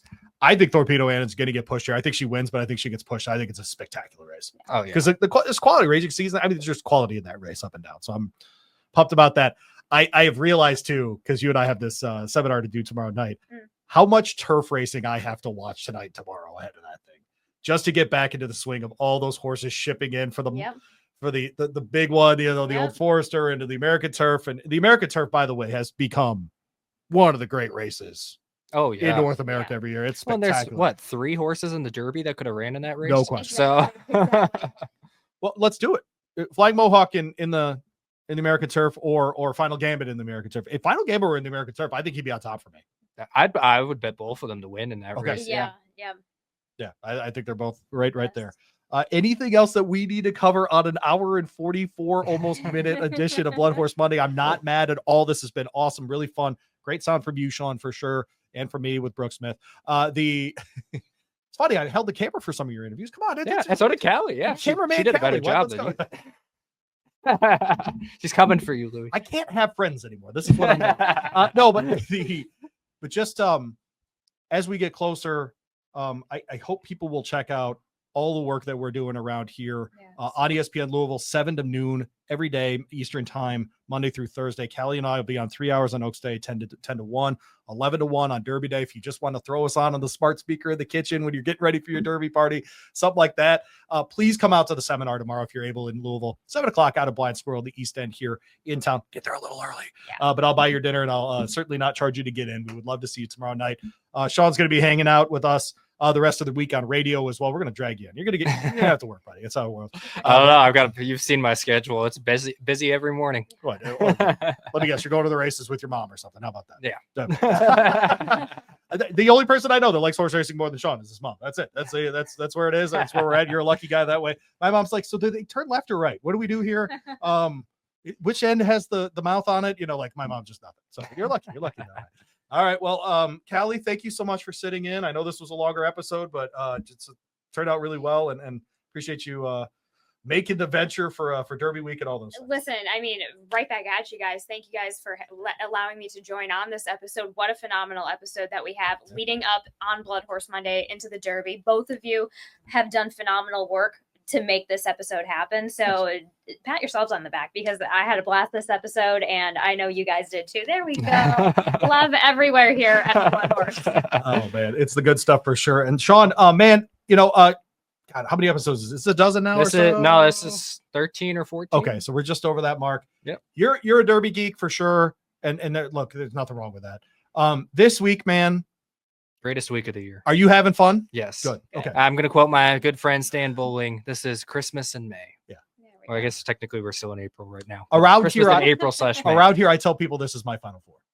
There you go. Right. Yeah. This is my Final Four. Right. Yeah. Everybody's in town. Everybody's got to work. It's busy, but it's fun and all the things. Yeah. One thing we have not done yet. Okay. We need to close the show on. Okay. We haven't given our Derby picks yet. Okay. We can definitely do that. Okay. Sean, where are you? Journalism. Okay. And I always pick 3 every year, so my other 2 are Coal Battle and Burnham Square. Okay, let's do top 3. I think that's really reasonable.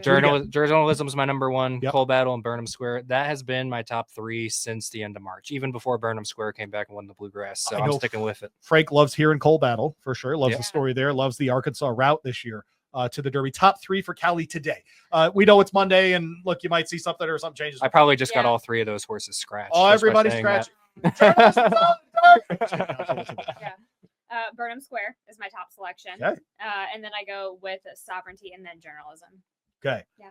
I always pick a horse who's the best of their running style in the 3 spots. So pressers, front runners, and deep closers. Yep. The best deep closer this year, Sovereignty in my mind. He's number 1 for me. The best front runner is Rodriguez. I have him number 2. And I think he's far and away the best horse that's going to be on the front of this race. And I totally trust Bob Baffert to have him ready. And then Journalism for sure is the best presser, middle of the pack kind of horse in this race, whatever that's going to look like. Sit 5th, 6th in the pocket there, make his move at the end under now friend of the show, Umberto Rispoli, who said your name way more than he said mine. But those would be the 3 that I would lean on the hardest. I don't think I'm longer than 12 to 1 with any of those horses, so I'm not breaking the bank here at all. But I think those 3 are going to stand out for me. Can I say who I think the most important horse in the race is this year? Let me guess. East Avenue. No. Citizen Bull in the 1. Nope. American Promise. Yes. Okay. Why? I think American Promise is the most important horse. I think the race See how I did that? It entirely depends on him, because he is going to be the one that is going to be up there and decides what the Baffert horses get to do. And he's going to be the one that gets to decide whether they're going to kind of help each other and walk the dog up there, or he's going to be the one that pushes them and sets it up for whoever's going to be coming from behind. Got it. So I think American Promise is the key of the race. You think he gets out ahead of East Avenue even? Well, he's inside of East Avenue, so Right. he could also play the role of having to force East Avenue to go wider than he needs to into the first turn. I think those 2 are going to be fun. Which I could see Nick Juarez doing and doing well. Exactly. Yeah. Lucas likes to mess with those Baffert horses. In the lead, so I think he's the most important. I think the entire race is centered around what American Promise does. Okay. All right. Love that take. Should we do top 3 Oaks? You know who my number one is. But I guess number one, obviously for me, we talked about it a lot on the show, is Good Cheer. She's been my number one. I agree with you. Since the Callie does not. Since the Rex Riches. My Lucara, she looks incredible every morning. She gallops like she's breathing. That's the thing is I don't usually fall in love this morning during workouts. She is so consistent, so energetic. She gallops like she breezes. She's gonna run huge. She's and honestly, I agree with that. She's gonna run huge. As a good cheer fan, I'm a little worried with whether she's gonna be able to get up to her at the end. Simply joking, I also think. Okay, I was gonna say Simply Joking is my other one. I can't get over. Also, she looks great too. The other Beckman horse, Drexel Hill. Thank you. She's sitting on a huge race. Agreed. So I do have Good Cheer on top. I like Simply Joking, but Drexel Hill you've got to just rewatch that New York race and you'll see she stumbles, but she was taking her time, just kind of readjusting herself. I made the joke to Louie earlier. I rolled my ankle previously, and if you ever roll your ankle and you feel kind of that stinger for about 20 steps after that, and then you're fine. I think that's it. Not that she rolled her ankle or anything in that race, but kind of a little bit of that reaction, disorienting almost. Not halfway there. Okay. Halfway. Got it. Okay. Yeah. So. Okay. Yeah, I do think, by the way, I think the winner of the Gazelle, Ballerina d'Oro, is very live in the exacta trifecta in this race. Yeah. No question about it. She's going to run late.